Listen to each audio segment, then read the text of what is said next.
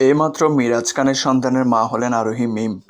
বিস্তারিত জানতে ভিডিওটি না টেনে সম্পূর্ণ দেখুন এবং আপনি যদি জনপ্রিয় অভিনেত্রী আরোহী মিমের একজন ফ্যান হয়ে থাকেন অবশ্যই ভিডিওতে একটি লাইক দিন।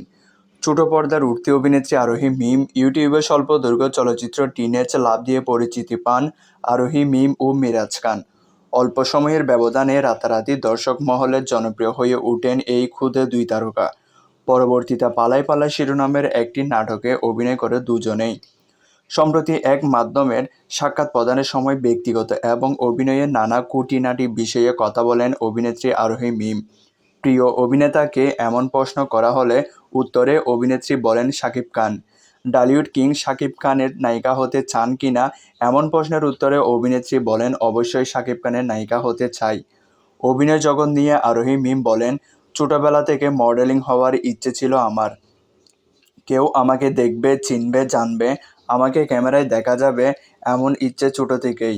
2018 সালে অভিনয় জগতে অভিষেক হয় আমার। এরপর একটি শর্ট নাটকে অভিনয় করি আর এভাবে একটু একটু জনপ্রিয় হয়ে উঠি। আরোহী মিম আরও বলেন, আগে আমাকে খুব কম মানুষ চিনত, এখন অনেকে চিনেন এবং আমার কাজ নিয়ে বেশ প্রশংসা করেন। এদিকে মিডিয়ায় সম্প্রতি একটি গুঞ্জন বেশ ভাইরাল, সেখানে বলা হচ্ছে মিরাজ খানকে বিয়ে করেছেন আরোহী মিম এবং মিরাজ খানের সন্তানের মা হয়েছেন অভিনেত্রী মিম। কিন্তু এর সত্যতা কতটুকু এই বিষয়ে এখনো স্পষ্ট কিছু জানা যায়নি।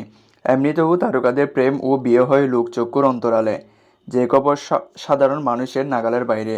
মিডিয়ায় প্রচার হলে মানুষ জানে কোন অভিনেত্রী বা অভিনেতার বিয়ে হয়েছে, আর সেই কারণে মানুষ এখন মিডিয়ার যে কোনো খবর বিশ্বাস করতে পারে না। তো আরোহী মিমের অভিনয় আপনাদের কেমন লাগে অবশ্যই কমেন্ট করে জানিয়ে দিবেন।